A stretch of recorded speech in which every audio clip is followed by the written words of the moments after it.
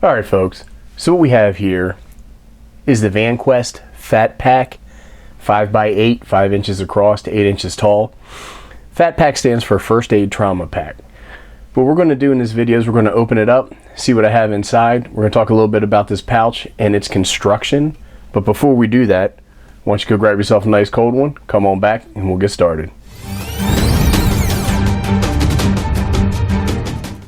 Alright, so what I want to do is talk a little bit about this bag, and it's what they're considering a full-size medical pack, and it has a couple of different storage features in it that make organizing your medical equipment very handy and very useful.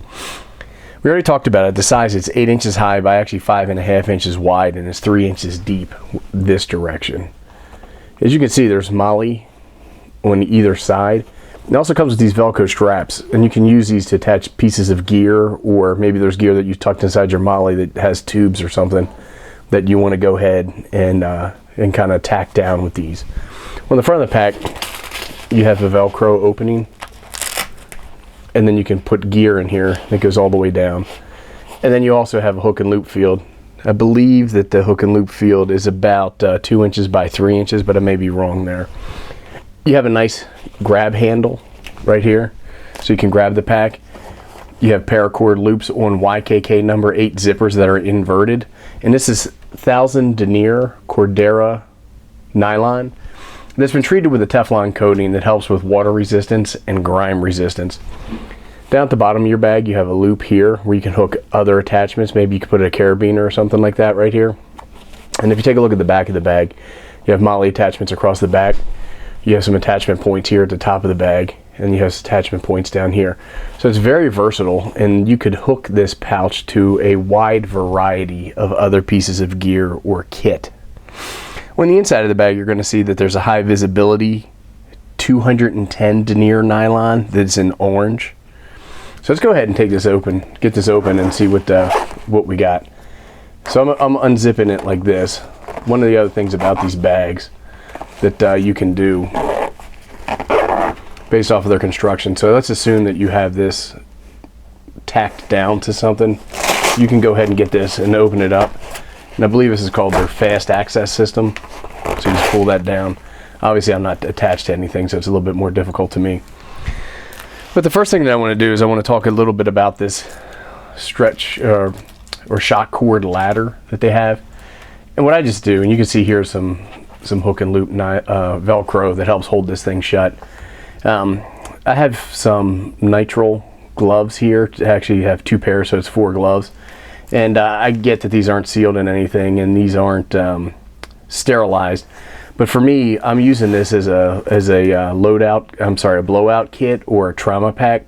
So it's really just to stop bleeding. This is not my first aid kit, so it's not a PFAK or a FAK. Or anything like that. It's not a boo-boo kit. This has really been put together to use in the event that somebody's got some serious bleeding and you want to stop it. So I got 4 rolls of gauze right here. Gloves, we already talked about that. And then up at the top part of the bag, there's 4 pockets, and you can see this is the high visibility nylon that I was speaking about. And the way I have this loaded out, and any comments or criticisms or suggestions that you guys can put in the notes or the comments below would be great. But just have an Israeli bandage. I believe this is a 4-inch. These are really good for stopping bleeding via pressure, so you can put a lot of pressure on an open wound or something like that. Then I have a tourniquet here. I actually did a video on this tourniquet. It might not have been this particular tourniquet. I have a few of them in different kits. But I really recently changed my mind and believe that a tourniquet should be part of your everyday system or your everyday carry. It only takes a small cut in the wrong spot to cause a big problem for somebody. And these are lightweight, easy enough to carry. You can learn how to use them, and they could save your life. And then I just have a ace bandage over here for applying pressure and some tape. Let's spin this baby around. We can take a look at the top and see how we're outfitted up here. On this side I just have a Sharpie, and I have some more space. So I was thinking about putting something like a pen light in there in case you needed to check somebody's pupils or something like that, or you needed to see in the dark. This is probably what's going to go in there. And this is an older Preon, I believe it's a Preon 2, it might be the Preon 1 flashlight, but pretty handy AA flashlight, takes 2 AA batteries. That may go in there, I haven't really decided yet. And then over on this side I just have some scissors, and then I have some hemostats in case you needed to use them for some particular reason.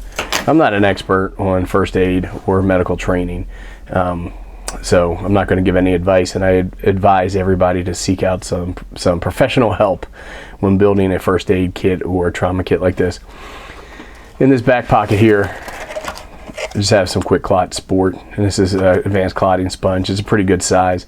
It's supposed to stop bleeding pretty fast, and this one is it's 5 by 5 inches. It comes in a mesh bag, and there's some directions for use, and don't reuse. Not that you would reuse something like this. And then the other thing I was just going to show real quick inside the pouch, and really this is not really about the kit. It's really more about the organization and capabilities that you get with this Vanquest bag. And so in the back here, what I have, because the bag's not waterproof, it's water resistant, I use a couple of these. They're called lock sacks, and if you don't have these, you might want to pick them up. I got a 4-pack of them a long time ago. Actually, I think I got 2 4-packs. And what I do is I have some gauze in here, and keeps it nice and dry, keeps it sterile, so if it gets wet, and nothing goes through the paper that's holding your gauze. And that fits in there pretty nice. And then I just got a bunch of Band-Aids that I keep in here. Just put this kit together. I'm getting ready to go on a trip, and I'm going to take it. Hopefully I won't have to use it. Hopefully it'll stay attached to my backpack, and that's it. I really just wanted to show off the Vanquest 5x8 Fat Pack, talk a little bit about it, talk a little bit about some of the contents I have in there. And if you guys have any recommendations or suggestions, I would appreciate hearing about them. Thanks, everybody.